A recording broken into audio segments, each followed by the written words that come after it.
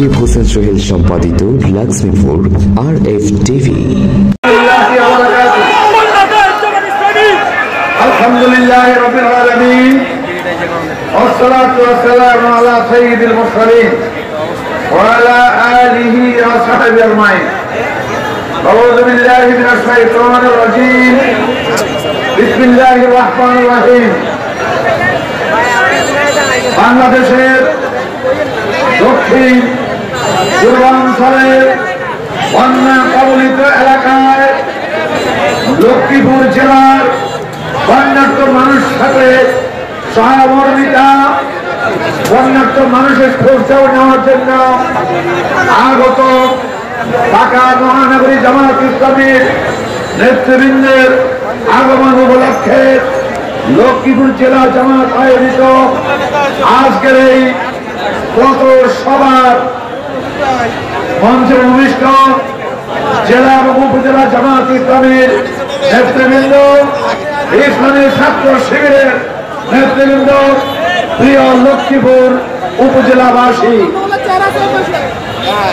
আমরা আজকে রেখেছিলাম পথসভা। সম্মানিত ঢাকা মহানগরের নেতৃবৃন্দ, দক্ষিণ নেতৃবৃন্দ লক্ষ্মীপুর জেলায় আসবেন, দুটি এলাকায় পর্যাপ্ত মানুষদেরকে ওনারা উপহার বিতরণ করবেন, কিন্তু আপনারা সেই পথসভাকে বানিয়েছেন জনসভা। আজকের এই জনসভা এটি ছাত্র জনতা আন্দোলনের অবদান। গত 4-5 আগস্ট সহ বিগত প্রায় 2 মাস ধরে আন্দোলনের ময়দানে আন্দোলন নেতৃত্ব দিয়ে জাতির সূর্য সন্তানেরা এই দেশের দ্বিতীয়বার স্বাধীনতা এনে দিয়েছে।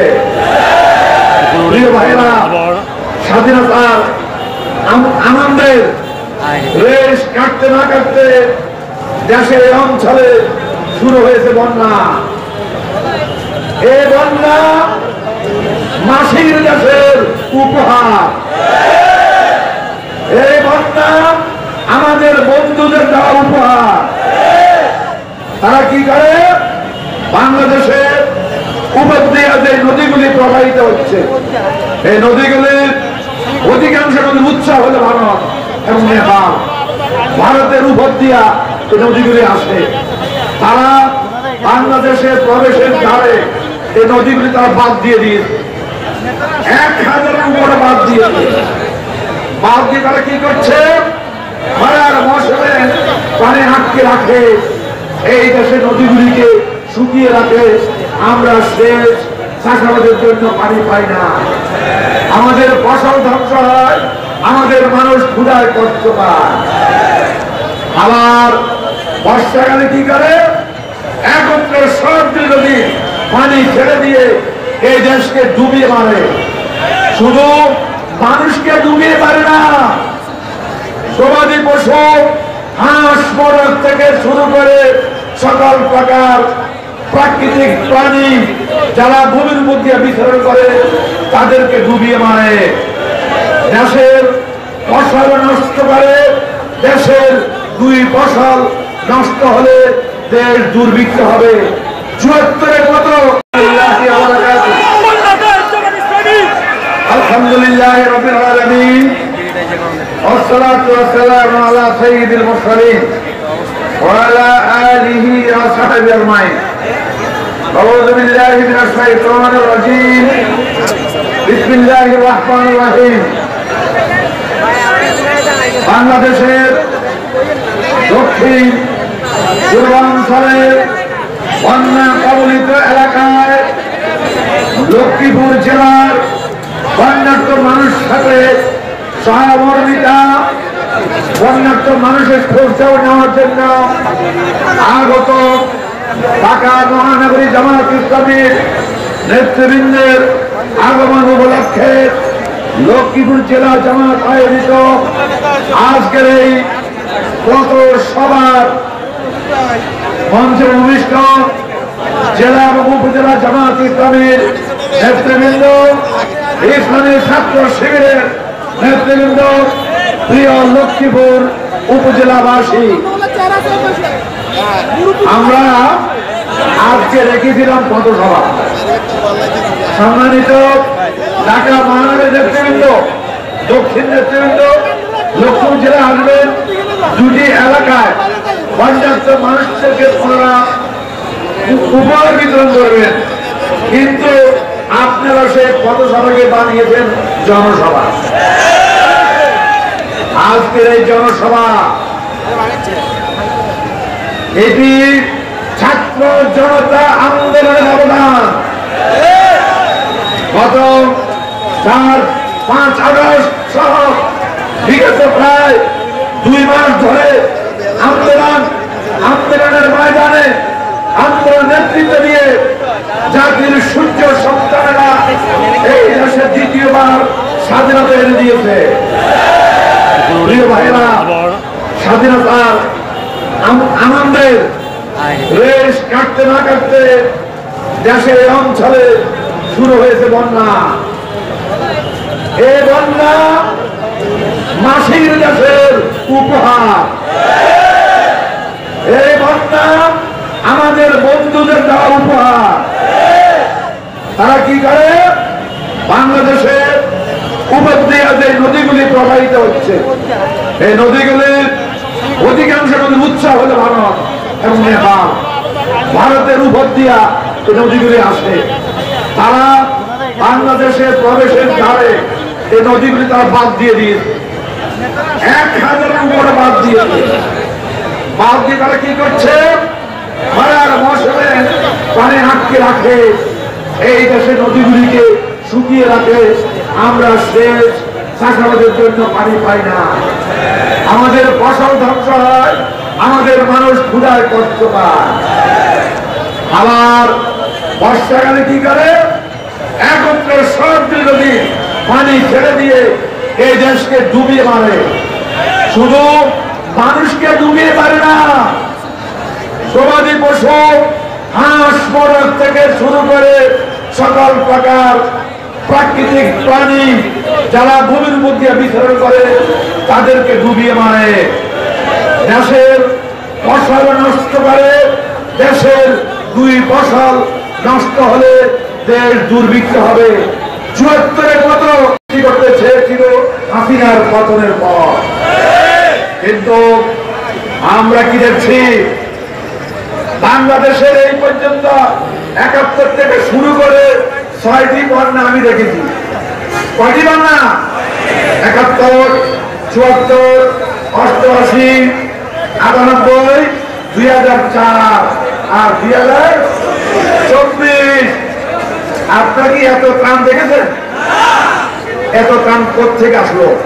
আমরা কোনো বিদেশি সাহায্য পাই নাই। বিদেশ থেকে বন্যার্থ সাহায্য করার জন্য 1 টাকাও এখনো পর্যন্ত আসে না। এত ত্রাণ কোথেকে আসলো? ভারত দিয়েছে নাকি? আমাদের জাতির বৈনারী পুরন্দর ওই দেশে বসে বাংলাদেশের মানুষের জন্য ত্রাণ পাঠিয়েছে নাকি? আমরা তারা পাঠিয়েছে পানি। আমরা বলেছি আমার পকেট মুসলমান বানাবো, আমার পকেট মুসলমান হয়ে যাবে। আমাদের বানিয়েছে, আমার বলেছেন নিজের পকেট থেকে মুসলমান বানাও। যার কাছে চেয়েছি সেই সাহায্য করেছে। কারণ মানুষের অন্তরে আজ খুশি, মানুষের কি স্বতঃস্ফূর্ত দেশ স্বাধীন হয়েছে, পকেটে 1 টাকা লাগা যাবে না, সব বন্যার্থীদের মাঝে বিলিয়ে দেব। ওই টেকনাফ থেকে তেতুলিয়া, রূপসা থেকে পাথুরিয়া পর্যন্ত সবাই বন্যার্থীদের মাঝে দান করেছে। আজকে ঢাকা মহানগরে দক্ষিণ এর আগেও তারা দিয়েছেন। তারা আমাদের এই জেলা বন্যার্থীদের পাশে দাঁড়িয়েছে। এর আগে উত্তর দিয়েছেন, বিভিন্ন সামাজিক সংস্থা দিয়েছেন, আমরাও নিজের পকেট থেকে দিয়েছি। একদিকে শহীদদের পুনর্বাসন, আহতদের চিকিৎসা, অপরদিকে বন্যার্থ মানুষের সাহায্য, এরপরে পুনর্বাসন। জাতির মাথার উপর বিরাট একটি দায়িত্ব। আমরা কি সেই দায়িত্ব পালন করতে পারবো? সমাগত ভাইরা, আওয়ামী লীগ যে বলেছিলাম আজকের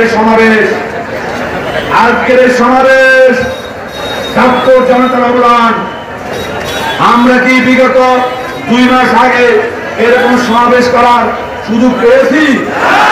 শুধু সমাবেশ নয়, ঘরে বসতে পারি নাই, নিজ ঘরে বসতে পারি নাই। 1922 সালের 24 সেপ্টেম্বর 22 সালের 24 সেপ্টেম্বর আমাদের প্রকাশনীর অফিসে মাত্র লোক ছিল 2 জন। কয়জন? একজন আমাদের আব্দুর রহমান সাহেব আর একজন অফিস সহকারী সুমান, তার কম্পিউটারে কাজ করতেছে। আর তাদেরকে সেখান থেকে গ্রেফতার করিয়ে আমরা আর্থিকে দেখা হয়েছে জেলা আমির সহ 50-60 জন এখানে নাশকতামূলক কর্মকাণ্ডের জন্য সভা করছে। কত বড় মিথ্যাচার! আমরা দেখছি আজকে যারা আমাদেরকে পাহারা দেওয়ার কথা, আমাদের নিরাপত্তা দেওয়ার কথা, এই 5 আগস্টের পরে আমরা তাদের নিরাপত্তার জন্য পাহারা দিয়েছি না? কেন এই কাণ্ড? এমন অপকর্ম কতিপয় পুলিশ কর্মকর্তারা করেছেন, আর জাতির সামনে তাদের জানাবার মুখ নাই। পুলিশ নাই, ওই পুলিশ লাইনে নাই। আমাদের কাছে বললাম আর্জি যে আমাদেরকে বাঁচান। এক মহা শক্তিশালী আমরা হয়ে গেছি যে অস্ত্রধারীদেরকে বাঁচাবে কারা? নিরস্ত্রধারীরা। আর জাতিকে ধ্বংসের মুখে ঠেলে দিয়েছে। বাংলাদেশে 3টি ফুট তারা ধ্বংস করেছে। দেশ মাতৃকার স্বাধীনতার অতন্ত্র প্রহরী বাংলাদেশ সেনাবাহিনীকে তারা ধ্বংস করেছে। 57 জন সেনা শীর্ষস্থানীয় কর্মকর্তাকে তারা বিডিআরকে জ্বালিয়ে দিয়ে হত্যা করেছে। পুলিশ বাহিনীকে নৈতিকভাবে ধ্বংস করেছে। বিডিআরের নাম পরিবর্তন করতে হয়েছে। এই অবস্থায় দেশ আজ ধ্বংসিত জানিয়ে একটিমাত্র লক্ষ্য এই দেশকে ভারতের অঙ্গরাজ্য বানানো। এটার শুধু আনুষ্ঠানিক ঘোষণা বাকি ছিল। বাংলাদেশ উপর দিয়া ভারতের বড় বড় গাড়িগুলি যাতায়াত, ভারতের ট্রেন, বাংলাদেশের সমুদ্র বন্দরে ভারতের জাহাজ বন্দর করা, এগুলি কিসের আলামত? এই দেশের স্বাধীনতা সার্বভৌমত্ব ধ্বংস করার আলামত। শেখ হাসিনা দাবি করে আওয়ামী লীগ এই দেশ স্বাধীন করেছে। আমরাও মনে করি এই দেশ স্বাধীনতার পিছনে আওয়ামী লীগ ছিল অন্যতম নেতৃত্ব দানকারী। কিন্তু স্বাধীনতার পরে তারা কি করেছে? লুণ্ঠন করেছে, রিলিফ আত্মসাৎ করেছে। বাংলাদেশের বিদেশি সাহায্য বাংলাদেশ দিয়ে প্রবেশ করত, বেনাপোল বর্ডার দিয়ে বের হয়ে যেত, আগরতলা দিয়ে বের হয়ে যেত। এই সমস্ত অপকর্মের জন্য কুমিল্লা ক্যান্টনমেন্ট থেকে গ্রেপ্তার হয়েছিল নাসিম, আবুল আফতাব আব্দুল্লাহর ছেলে, আব্দুল্লাহ সেদিন আমাদের ছেলে, গাজী গোলাম মোস্তফার ছেলে গ্রেপ্তার হয়েছিল। আর বঙ্গবন্ধু জিওসি কর্ণভূতাকে ফোন করেছিল, তোরা কি আওয়ামী লীগকে শেষ করে দিবি, এদেরকে ছেড়ে দে। এই হলো স্বাধীনতার নায়কের ভূমিকা। স্বাধীনতাকে তিনি ধ্বংস করেছেন, মানুষের মুখের ঘাস গণতন্ত্রকে ধ্বংস করেছেন। ভাইরা, আর তার মেয়ে কি করেছে? বাংলাদেশের পরাধীনতার আনুষ্ঠানিকতা সমস্ত প্রস্তুত ছিল, শুধু ঘোষণাটা বাকি ছিল। আমরা কি নিজেকে স্বাধীন মনে করতে পারছি? আজ আমরা স্বাধীন, আজ আমরা মুক্ত বাতাসে ঘুরে বেড়াচ্ছি। আমাদের কোন কোন নেতা 2 মাস 3 মাস 4 মাস সূর্যের আলো দেখেনি, তার মধ্যে আমি একজন। দিনের পর দিন সূর্যের আলো দেখেনি, জানালার পাশে যাওয়ার সুযোগ পাই নাই, এমনি ভাবে আমাদের দিন কাটিয়েছে। প্রিয় ভাইরা, এর পরেও এরপর আমরা কর্মক্ষেত্রে ছিলাম, পালিয়ে যাই নাই। আমি গ্রেপ্তার হয়েছি আমার স্কুল গেটে, প্রতিদিন ক্লাস করেছি, পালিয়ে যাই নাই। আমরা পলাতক নেতা নই, আমরা পড়ার জন্য গ্রেপ্তার হয়েছি স্কুল গেটে, দ্বিতীয়বার গ্রেপ্তার হয়েছি কোর্টে মামলা হাজিরা দিতে গিয়ে। সুতরাং আমরা হাইডম্যান নই, আমরা সবসময় মানুষের পাশে ছিলাম। জামাত ইসলামী ছোট পরিসর হোক, সমস্ত কর্মকাণ্ড চালিয়ে নিয়েছে। আজকে উন্মুক্ত ময়দান আমরা পেয়েছি, জনগণের কাছে আমরা দাওয়াতি কাজ সহ আমাদের কথা অনুষ্ঠানের করার সুযোগ পেয়েছি। এই সুযোগ নষ্ট করা যাবে না। আমরা লুটপাট করব না, চাঁদাবাজি করব না, আমরা টেন্ডারবাজি করব না, আমরা মদ গাঁজা নারী এই সমস্ত অপকর্ম থেকে দূরে থাকবো। রাজি আছেন কিনা? আমরা স্বাধীনতাকে অর্থবহ করার জন্য এই সমস্ত কর্মকাণ্ড করতে হবে। আমাদের বন্ধু যারা আছেন তাদেরকেও এই সমস্ত কর্মকাণ্ড থেকে নিবৃত্ত থাকার জন্য আমি অনুরোধ করছি। প্রিয় ভাইরা, বহু কষ্ট অর্জিত 15 বছরে, এই 15 বছরে জাতীয় নেতা সহ কর্মী পর্যন্ত হারিয়েছি। আমাদের লক্ষ্মীপুরের রেমনে ডাক্তার পয়েশ্বরকে হারিয়েছি, আবার শহীদ শিয়াবকেও আমরা হারিয়েছি। আর 4 আগস্টে লক্ষ্মীপুরের মাটিতে আমাদের 4 জন শহীদ, আরো 7-8 জন লক্ষ্মীপুরের বাইরে বিভিন্ন জেলায় শহীদ হয়েছেন। মোট শহীদের সংখ্যা 12। কত? রামগঞ্জে 2 জন, সদরে 3 জন, রায়পুরে 1 জন, রামগতিতে 2 জন, কমলনগরে 1 জন। এই শহীদের রক্ত কথা বলবে, শহীদের রক্ত কথা বলবে, শহীদের রক্ত কি কথা বলবে? বাংলাদেশে একটি ইসলাম রাষ্ট্র ছাড়া, এটা হলো শহীদের মুখের কথা। বাংলাদেশে শোষণ মুক্ত রাজনীতি, দুর্নীতি মুক্ত রাজনীতি, রাজনীতিবিদেরা টেন্ডারবাজি করবে না, রাজনীতিবিদেরা চাঁদাবাজি করবে না, ইয়াবা গাঁজা ইত্যাদিকে নির্বাসন দিতে হবে বাংলাদেশের মানুষের মধ্য থেকে। প্রিয় ভাইরা, এই জন্য আমি বলতে চাই, এই বাংলাদেশ গড়ে তোলার জন্য আজকে তারা উপস্থিত হয়েছেন। ঘরে ঘরে দাওয়াত। এই সরকার, অন্তর্বর্তীকালীন সরকার বেশিদিন ক্ষমতায় থাকবেন না। এরপর একটা নির্বাচন আসবে, এরপর একটা কি আসবে? নির্বাচনের প্রস্তুতি আমাদের এখন থেকে নিতে হবে। এর আগে ইউনিয়ন পরিষদ, তারপর উপজেলা পরিষদ, অন্যান্য নির্বাচন হতে পারে। স্কুলের ম্যানেজিং কমিটির নির্বাচন হয়ে যেতে পারে, স্কুল কলেজ মাদ্রাসা। এই সমস্ত জায়গায় ভালো মানুষদের নির্বাচন করতে হবে। তাদেরকে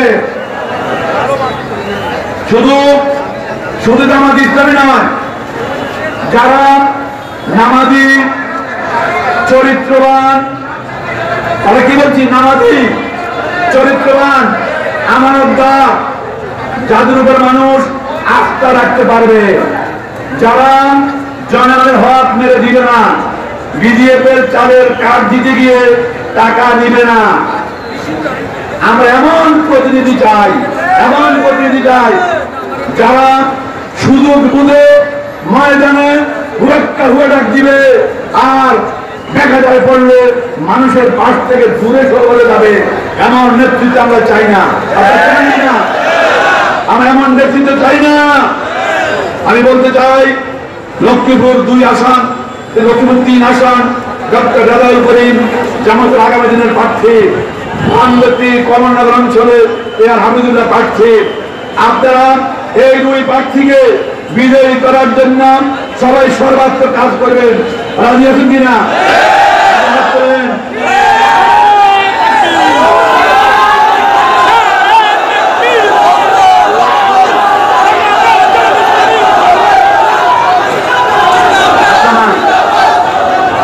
আমার ভোট আমি কাকে দেব? বেনামাজিরে কেমন?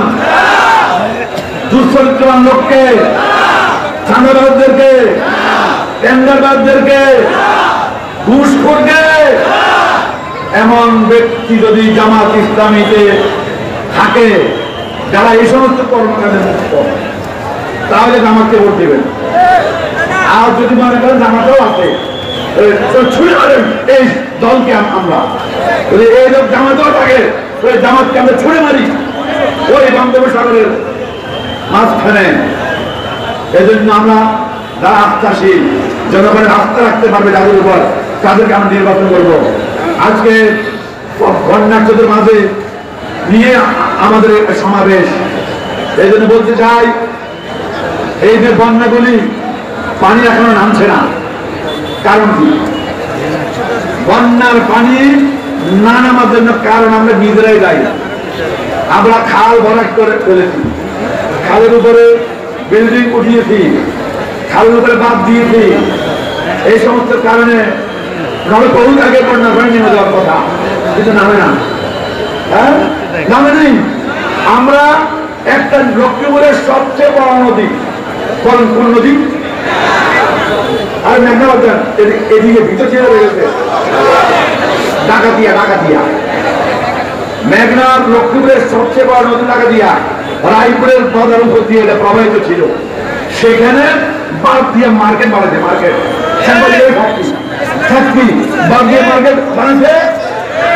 আমি ওই দিন জেলা পরিষদের দপ্তরে বলেছিলাম, এই অপকর্ম দূর করার জন্য এখানে আবার নদীর প্রবাহটা সচল থাকার দরকার, তাহলে এই অঞ্চলে আর পানি জমবে না। এগুলি সময় সাপেক্ষের ব্যাপার, তবে হইতে হবে নাকি? ভাইয়েরা, রহমতের লক্ষ্মীর উপর দিয়ে দেখেন কি অবস্থা। অনেক বড় বড় বিল্ডিং, ফিডার উঠে নদী থেকে ফিডার উঠিয়ে বিল্ডিং বানাচ্ছে। এখানে পানি চলাচলে কথা হয় কিনা? হয়। এই জায়গাগুলি পরিষ্কার করতে হবে, তাহলে আমাদের পানি দ্রুত নেমে যাবে। অনেকে ঘর বাড়ি দীর্ঘদিন পানি জমা থাকতে থাকতে ঘর ভেঙে গেছে, ওই সমস্ত ভাইদের ঘর তৈরি করে দিতে হবে। আমি আশ্চর্য হয়ে যাই, মানুষ খেতে পারে না, ঘরে থাকতে পারে না, তারা আশ্রয়ের অবস্থান নিয়েছেন। লক্ষ্মীপুর এক পুরন্দর ইউনো, সে নাকি এই চাল বিতরণের সময় সে পার্সেন্টেজ পায়, তার দিনের প্রতি কি আছে? বিভিন্ন ইউনিয়ন চেয়ারম্যান নাই, প্যানেল চেয়ারম্যান নির্বাচন করার জন্য 1 লাখ 2 লাখ টাকা করে এটা সাংবাদিকের কাছে এই সমস্ত তথ্য আছে। আছে, আমরা নাকি শুনছি তিনি এখন সেনাবাহিনী